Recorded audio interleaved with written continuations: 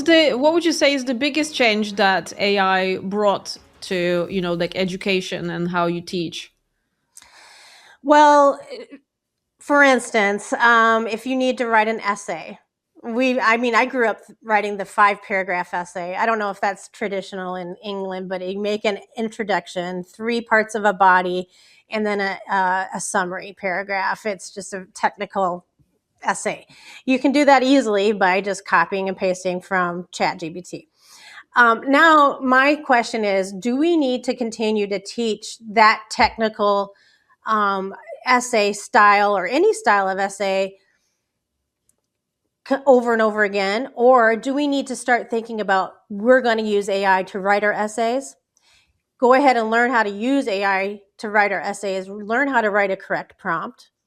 But then also, is the essay written for the correct person that's listening, to the correct audience? We should be grading on those things now. Is this geared towards the right social media outlet? How would you use it in business now? And so now that we are not having to write our complete essays anymore, you need to be able to go through it. Is it hallucinating? Is it written in the right tone? These are the things that we may need to be starting to grade it on now.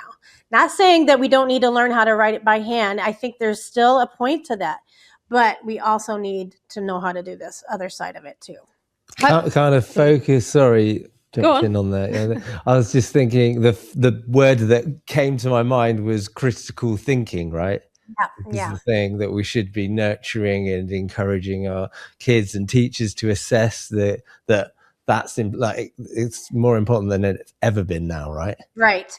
And rote thinking is not the best way. And I'm going to have a lot of teachers mad at me for saying this, rote thinking. A lot of them don't do rote thinking assessments. A lot of them are already there. Rote thinking for rote people? Thinking, like memorizing. I'm going to take and I like a spelling test is a rote thinking kind of thing, Okay. So now we need to also think about, like, for what gets me excited about using AI in the classroom is, now let's put in some entrepreneurial skills thought, mindset into what you're making. How about you take your learning, like for instance, I've been teaching how to use Excel. Take your learning and put it towards what you think, like a scenario of what an internship would use Excel. So here's a scenario. Now I want you to go and use Excel for good here in this scenario. Or look around you. Right now we have lots of people in Minnesota, that's where I'm from, with the political stuff that's going on. Look around at your neighbors and seeing what their needs are right now. Is there anything that you can create that you are using the learning that you've just used to help your neighbor? Use it in that way and show me what you come up with. So it's really a lot more creative mindset, and not just putting it on a multiple choice test or an essay, but making something that is actually helpful to people around you. I absolutely love your approach, Shannon. I don't think I've heard many people being so like bravely promoting this, like completely like changing how we think about what needs to be taught. Forward thinking. Very forward thinking. And we just had this conversation today, actually, whether we need to write essays, like what are the essays for, and where practically would I use that skill today in my job. You're right. I probably would be like, okay, I probably need to learn how to write content, for social media, to promote myself, to promote business, to promote business that I work for. That's like useful skill to have. And I think probably kids, I'm just guessing, and students would be more interested in doing something that actually they can utilize straight away in their life, rather than learning something just for the sake of learning it. Correct.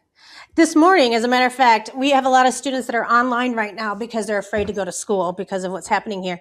And so I developed a whole 4-page, 5-page paper about how to engage students online. because now they're going on to online learning. And I did that using Notebook LM and having Notebook LM pull in all kinds of data and from COVID days of what actually worked and what didn't. And then I made a report out of that. And then I went through and made sure it had my voice in it. So did I write it completely? No, I don't have time for that anymore. But I can provide this information to a couple of nonprofits that are helping out with teaching online and making sure they have these skills, but also can provide it again to teachers. I'm going to be posting it online and reminding them about things that they can use online. And since COVID, we've had a lot of new teachers come in that may not have learned some of those skills. So we need to make sure that they're using those ways of engaging students. And do parents agree with your approach, or can you see that parents sometimes become also a bit of a bottleneck in terms of, starting new ways of doing things? I'm probably from this podcast going to have a lot of people frustrated with me. But again, I'm trying to look at the big picture. There are good things about learning how to memorize things and good things about because there may be a day where the internet's down for days, and what are you going to do for that? And so we don't need to be completely in the dark of those things, but at the same time, we need to teach this other style and not be so concerned about our writing skills being perfectly in line with what's on the internet. However, that being said, I think students need to be able to say, yes, be able to take something that's written and say, I give this an A because why is that a good piece of writing? So that would be another way of turning it around and making them think, why is this a piece of good writing versus what they wrote specifically themselves?